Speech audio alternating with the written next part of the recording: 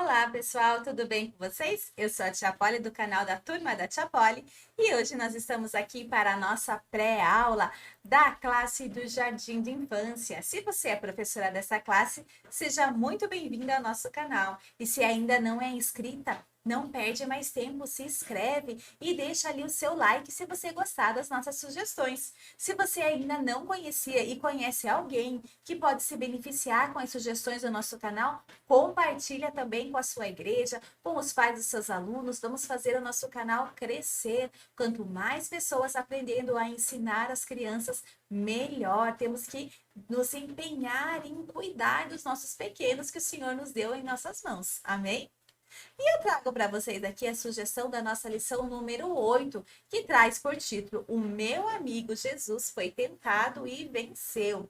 Nós temos a sugestão do nosso hino da acolhida, que é o Abra um Sorriso, da cantora Aline Barros. Também temos um hino sobre a aula que é Eu Digo Não. Eu acho que o nome do grupo é Menos Um Kids, mas lá no grupo do Telegram, onde eu vou compartilhar esses slides, se você clicar ali nesse link, ele vai redirecionar você para a página do YouTube. Aí você confere bem certinho lá. Eu não encontrei um louvor mais específico que fale sobre a tentação de Jesus no deserto, mas se você, professora, encontrou, comenta aqui nos comentários, deixa o link conosco ou lá no nosso grupo do Telegram. Se você tiver, vai nos ajudar e muito. Esse hino ele se aproximou, mas ele só fala mesmo da tentação, ele não fala ali da tentação de Jesus. É mais a tentação do dia a dia nosso. Se tiver um mais específico, compartilha conosco, certo? E também temos o nosso hino permanente, que é os livros da Bíblia. Continuando lá, nós vamos falar agora sobre a tarefa.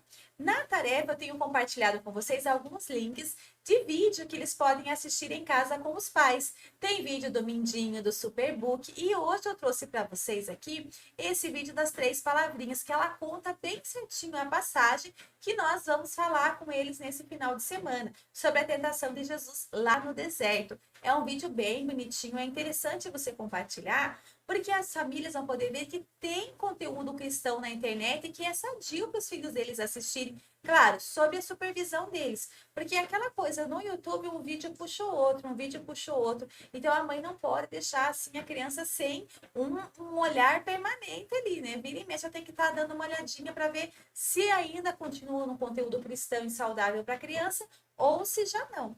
Por isso que nós estamos apresentando ali para os pais esses vídeos, esses clipes sobre a história. E fora que se ele já viu tudo que você vai falar, quando ele chegar na tua sala, não vai ser nada de novidade. Não vai ser assim um assunto totalmente novo. O que você for acrescentando, ele vai interagindo e vai também remontando, acomodando ali todo esse conhecimento a partir do que ele conhecia, com mais o que você está ensinando de novo também, certo? Então, maior é o ganho da nossa criança para aprender a palavra do Senhor quando trabalhamos assim, em conjunto com a família. E aí, no Memorizando, fala assim: ó, guardo a tua palavra no meu coração para não pecar contra ti. E eu tenho um visual que eu fiz com base nessa ideia ali dessa cesta que é feita de EVA. Ali, vocês vão ver nesse link que eu compartilhei com vocês, ela ensina como que faz essa cesta. E eu fiz essa cesta, eu medi a minha Bíblia, né, uma Bíblia pequena que eu tinha aqui em casa, e eu fiz e coloquei dentro dessa cestinha uma Bíblia. Então, eu fiz exatamente como ela colocou ali, rolinho por rolinho, recortei o coração ali no EVA, fiz rolinho por rolinho, contornei ele colando com tack bond e fiz mais um coração do mesmo tamanho para fechar a caixa. E aí, eu fiz um rasgo com um estilete.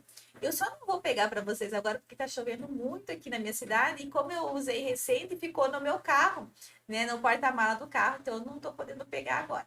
Mas se eu lembrar, eu tiro uma foto para vocês e mando lá no grupo do Telegram para vocês verem como é que ficou. E aí eu coloquei a Bíblia ali dentro E no meio da ministração eu falo, aonde será que nós temos que guardar a palavra do coração? O que será que tem dentro do meu coração? Vamos descobrir? E a criança coloca ali e com jeitinho eu vou auxiliando ela e a gente tira a Bíblia, a palavra de Deus. E isso é legal de vocês fazerem com suas crianças. E cada um vai lá e fala, né? Eu guardei a palavra no meu coração para não pecar contra ti. Aí você dá a Bíblia para ele e enquanto ele vai falando, ele vai guardando a Bíblia no coração. Aí depois você retira, dá a caixinha de coração pro colega, né? E dá a Bíblia também. Aí ele vai falando e vai guardando o coração ali também. A Bíblia dentro do coração. E assim você vai fazendo de um por um. Todos vão repetindo e isso vai memorizando a palavra do Senhor. Não esquecendo de falar onde está a referência também, que ele memoriza todinho, certo?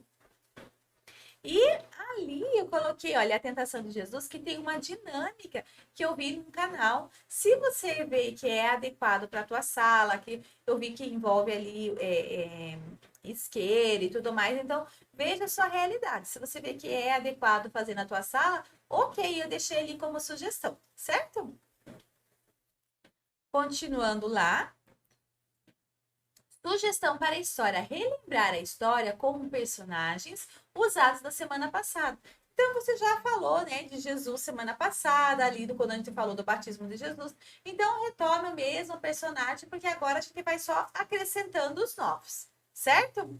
E levar um calendário para a sala de aula para mostrar quanto é 40 dias. Por que você fala para os seus alunos 40 dias? Para eles, eles não têm muita noção de tempo ainda, porque eles são novinhos, eles sabem que é bastante tempo. Mas vamos ver quanto tempo é.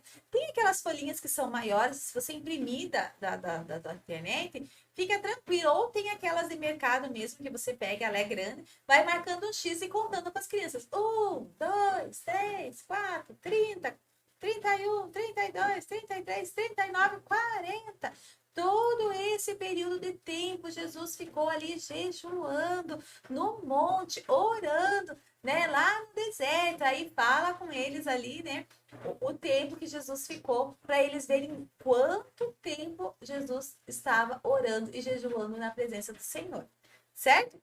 Ah, na revistinha ele fala para trazer tampinhas para contar o tempo também. Mas calendário você pode contar o tempo, pode contar as semanas, também fica, é uma sugestão. Às vezes é mais fácil o calendário, né? Porque é só imprimir ou levar um que você já tem em casa, do que juntar as 40 tampinhas também. Mas vai do que for mais fácil para você. As duas ideias vão dar essa noção de tempo para as crianças.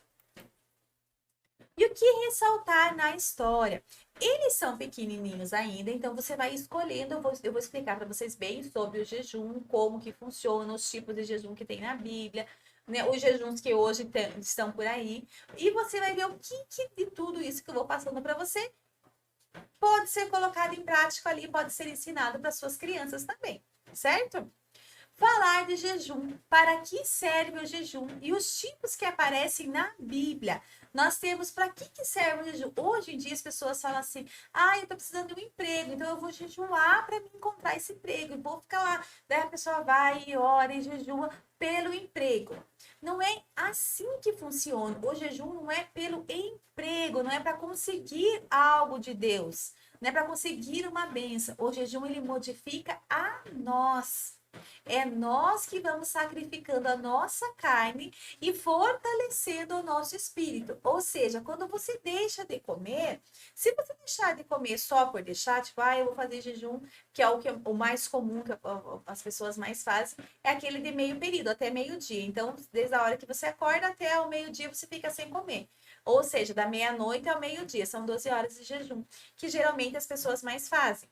Só que tem pessoas que vão lá e vai acordar 11 horas.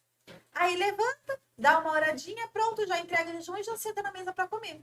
Então, isso não, não é o jejum verdadeiro, né? Porque quem pode dizer se tem validade ou não tem, isso aí é com Deus. Mas o jejum é justamente isso, é sacrificar a nossa carne. Então, a nossa carne vai ficar sem comer, mas em contrapartida, você vai alimentar o seu espírito. E como que nós alimentamos o nosso espírito? Com oração, com leitura da palavra de Deus, com meditação na palavra de Deus, né? O tempo todo conectado com Deus. Então, é assim que nós vamos alimentando o nosso espírito. certo? Então, sem comer. Por ficar sem comer, você só vai passar fome à toa.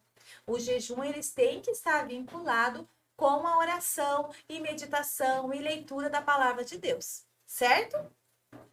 O tempo de jejum, Jesus ali ficou 40 dias. Na revista fala que ele ficou sem comer e sem beber, mas a Bíblia não fala que ele ficou sem beber. Fala que após os 40 dias ele teve fome, não fala que ele teve sede. O que faz nós entender que ele não ficou sem beber. Até porque em outras passagens, é claro que nós também não podemos afirmar, assim como não podemos afirmar que ele ficou sem comer e sem beber, também não podemos afirmar que ele bebeu. O que nos leva a acreditar que ele possa ter bebido água é porque depois ele teve fome. E em outras passagens, como por exemplo, quando Moisés ficou ali 40 dias e 40 dias sem comer e sem beber, a Bíblia fala.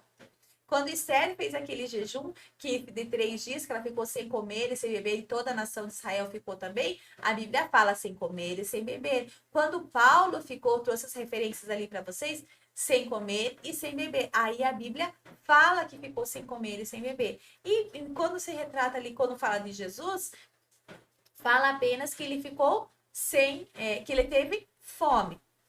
Né? Moisés foi um caso diferente. Quando ele subiu no monte, ele estava ali envolvido com a glória de Deus e acho que foi isso que deve ter dado graça e força para ele ficar sem comer e sem beber.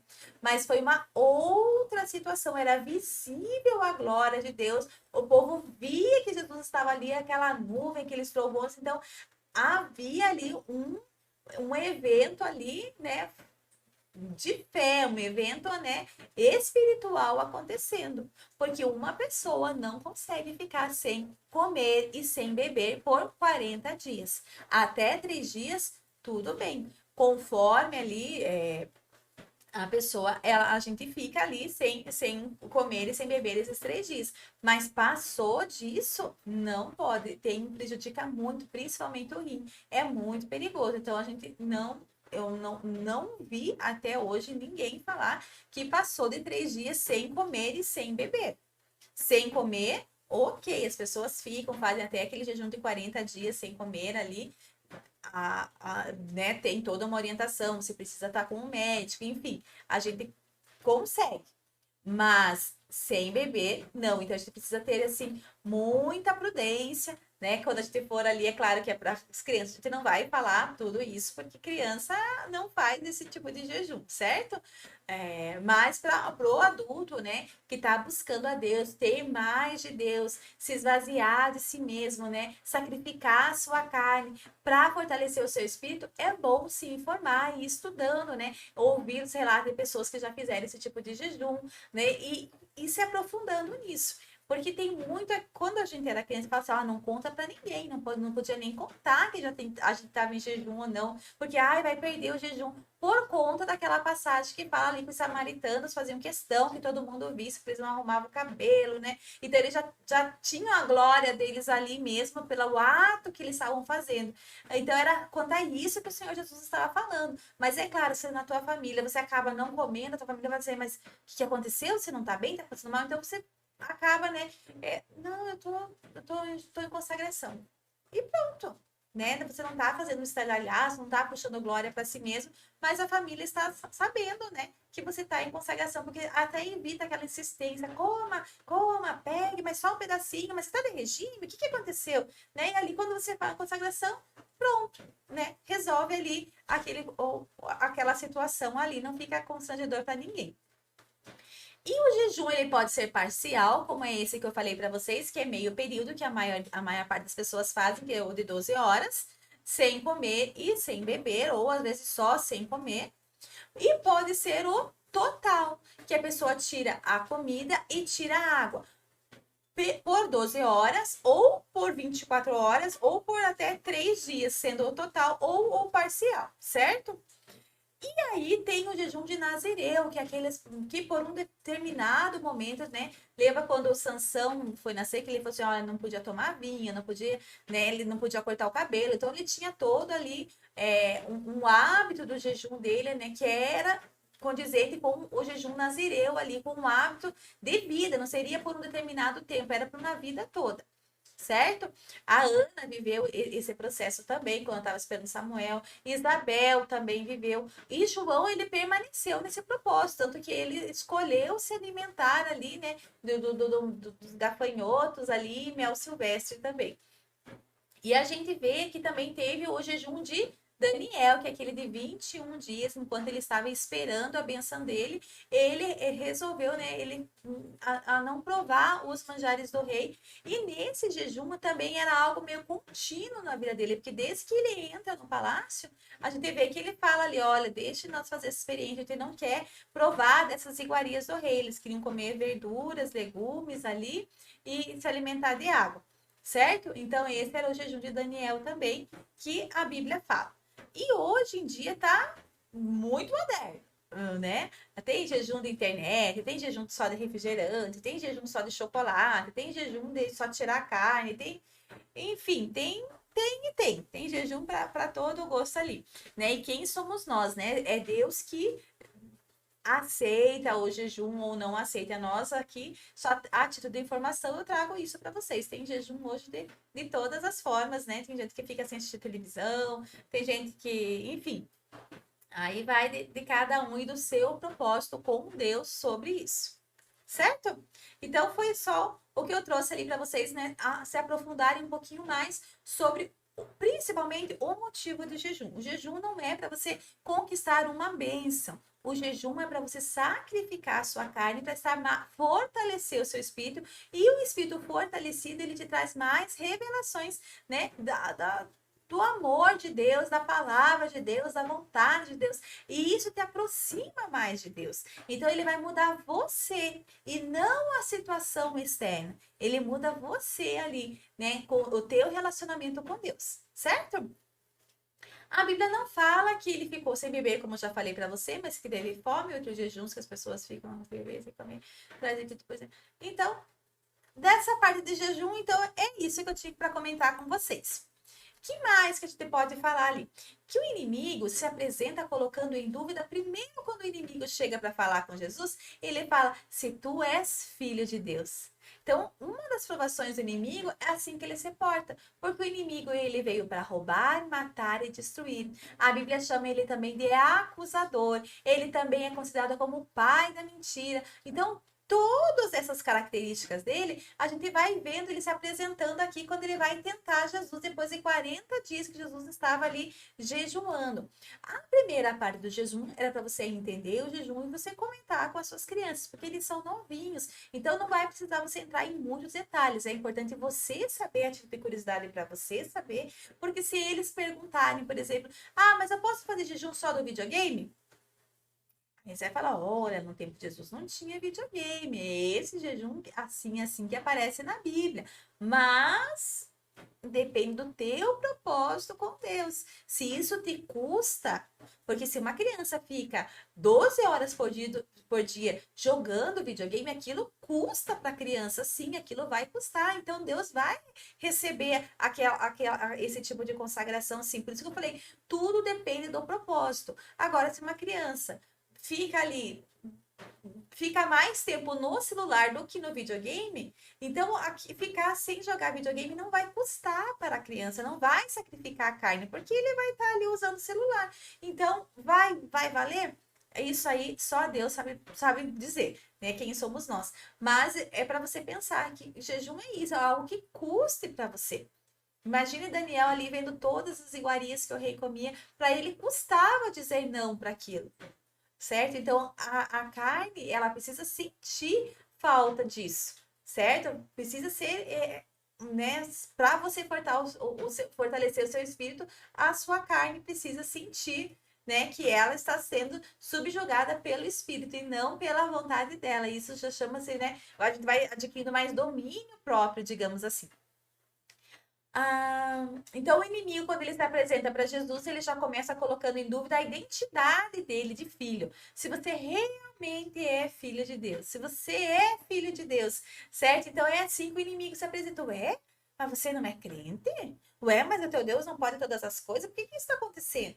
Então, ele, como acusador, ele é ardiloso. Ele vai exatamente aonde está a nossa fraqueza. Por exemplo, a primeira que Jesus estava 40 dias sem comer. Como é que ele chegou? Ele não chegou já de cara mostrando, você não quer essa terra inteira aqui para você? Não, ele foi na necessidade humana de Jesus naquele momento, que era o que ele mais precisava, falando: olha, se você é filho de Deus, transforma essas pedras em pães. Certo? E aí, o que que Jesus fala? Jesus, ele não vai combater, sai daqui, inimigo, saia. Não, ele vai e usa o que para se defender? A palavra de Deus. Ele fala: olha, como está escrito em Deuteronômio 8:3. Assim ele os humilhou e deixou passar fome, mas depois os sustentou com o maná que nem vocês e nem os seus antepassados conheciam, para mostrar a vocês que nem só de pão viverá o homem, mas de toda a palavra que procede da boca do Senhor. Então, quando Jesus vai lá e fala assim, olha, mas a palavra diz que nem só de pão viverá o homem, mas de toda a palavra que procede da boca do Senhor, ele está fazendo uma referência ao que está escrito em Deuteronômio 8:3. Então, como é que Jesus rebate as tentações do inimigo? Mostrando que ele conhece a palavra com as escrituras da palavra de Deus. Então, Jesus ali, naquele momento, o inimigo, opa, então é pela palavra que ele quer ir? Pois eu também conheço a palavra, o inimigo também conhece e pode distorcer ela da maneira que ele quiser. Por isso que nós também temos que conhecer bem a palavra de Deus, para não sermos enganados por ele. E aí o inimigo coloca novamente a dúvida. Mas se você é filho de Deus, ele leva, né, Jesus lá no alto do pináculo e fala assim: se você é filho de Deus, se lança daqui. Né? E aí a palavra não diz que ele iria mandar um exército de anjos para te sustentar, né? E não deixar que teus pés tropeces. E aí, o que que Jesus fala para ele? Olha a resposta de Jesus, já que ele pegou a palavra, Jesus também pega a palavra de Deus, né? Nesse momento ali, o inimigo ele está citando Salmos 91, 11, 13, né? Do 11 até o 13, que fala bem isso, porque dará ódio a teu respeito para te guardar em todos os teus caminhos. Eles te sustentarão nas suas mãos, para que não tropeces com o teu pé em pedra. E aí o Senhor Jesus também, conhecedor da palavra, responde o que para ele? Mas em Deuteronômio 6:16, né? O que que ele falou assim? Não tentarás o Senhor teu Deus. E aí o inimigo fica ali, ai, ai, ai. Então a gente vê ali que o Senhor Jesus combatia o inimigo conhecendo a palavra, porque o inimigo também conhece a palavra. Então ele veio e citou a palavra. Então vamos ver. O que que você tem para me dizer? E aí a gente vai ver a terceira tentação que aparece na Bíblia, diz respeito à vida eterna.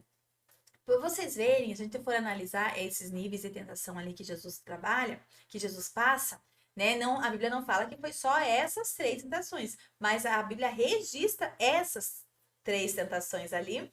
Então, a primeira é de nível de necessidade humana, nível de sobrevivência, né? A pessoa 40 dias sem comer, imagine a fome que aquela pessoa estava. Se você fica 12 horas sem comer, você já tem um pouco de noção. Se você fica 3 dias, você já fica desesperado, né? E quanto mais esse tempo vai aumentando, pior vai ficando a fome. Você vai tendo noção do que realmente é fome, do que é aquela sensação de, nossa, eu vou morrer se eu não comer. Certo? Então ele começa ali, ele ataca Jesus na carne, ali no instinto de sobrevivência de Jesus. E Jesus, né, rebate ali e continua firme no seu propósito. Aí depois é o nível da alma, que a gente sempre trabalha, né? Lembra que eu sempre falo para vocês? Então, quando ele oferece pão, é o nível da carne, ali, o nível físico mesmo, de sobrevivência humana. Aí ele vai atacar a alma, quando ele fala assim, né? Mas se joga daqui, porque o teu pai não vai mandar uma anjos para te cuidar? E é, né, aquela necessidade da alma ser amada, ser cuidado. Nossa, olha, eu tô com fome, eu tô aqui sozinha nesse deserto, e cadê meu pai? Né, ele podia, né, se Jesus tivesse ali alguma feridinha na alma dele, ele podia questionar naquele momento, mas olha por que eu tô passando mesmo por tudo isso, cadê Deus que não me ajuda? E aí, ou ele foi lá e atacou a alma, né, que a alma tem esse desejo de ser amada, de ser cuidada, de ser reconhecida. E aí o Senhor Jesus, né, foi lá e combateu. Não, não tentarás o Senhor teu Deus. E aí o inimigo não desiste. Agora ele vai lá, coloca ele no alto de um monte e faz ele avistar tudo, toda a terra e fala: Olha, se prostrados me adorares, eu te darei todo esse reino.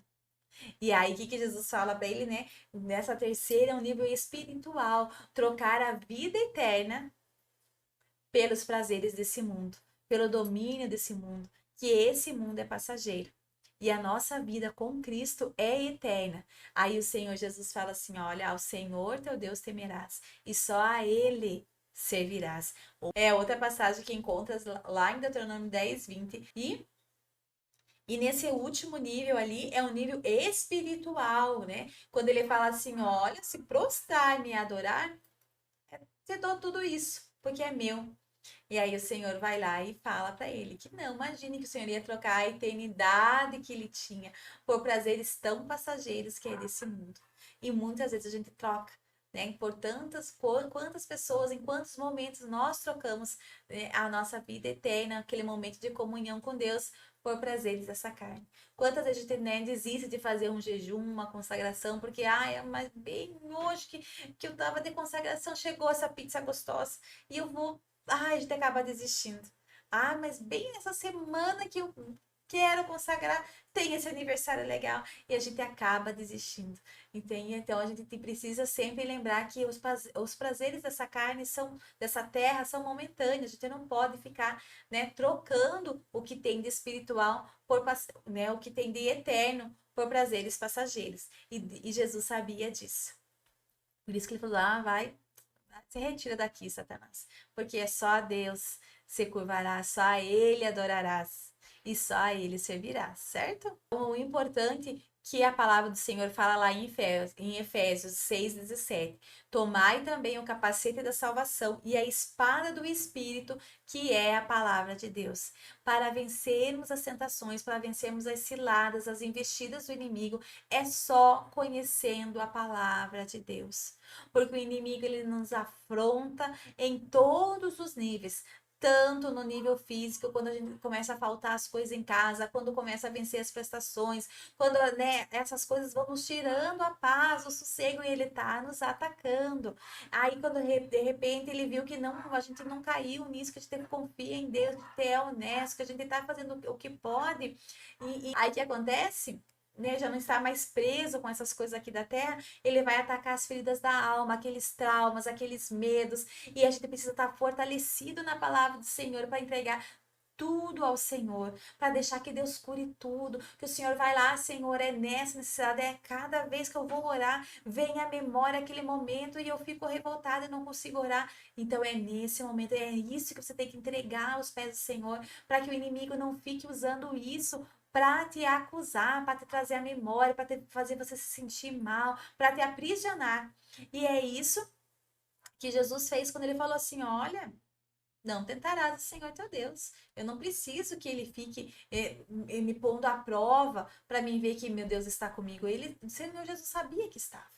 E nós também temos essa mesma certeza. Deus está conosco em todos os momentos. Tanto ele vai cuidar dessa área física nossa, ele vai cuidar dos problemas emocionais dele, e nós precisamos sempre estar vigiando para não trocarmos a nossa vida eterna por prazeres deste mundo. E nós só conseguimos atacar o inimigo usando a espada, que é a verdade, que é a palavra de Deus.